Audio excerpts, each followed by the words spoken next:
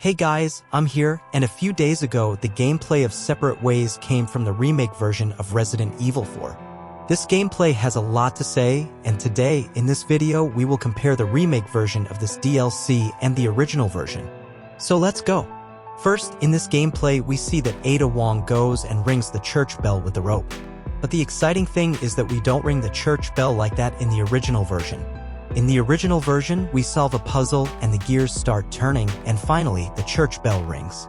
And the remake version has made it cleaner. Of course, you can't expect from the original version, and the game is for 2005. And it was beautiful in its time. A little further on, we see that Ada Wong makes contact with Albert Wesker, and you can see the difference for yourself that how much has this game progressed regarding graphics, characters, and environment.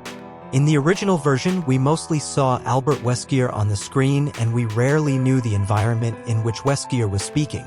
But in the remake version, we will have many adventures with Albert Wesker, and this event can make the story much more precise and complete for us.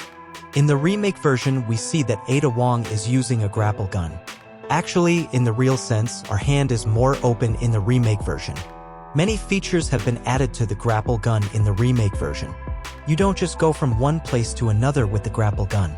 In the remake version, 30% of our fights are related to the same grapple gun, and I liked seeing this change. But in the original version, we only used this device to move around. A little further, we see that Ada Wong can kill enemies secretly. Unfortunately, this feature is not present in the original version. Still, I don't consider this as a weakness because even without this feature, the original version was remarkable in its time. In the following, we see Ada Wong's fight with enemies and how extensive and complex the battle has become.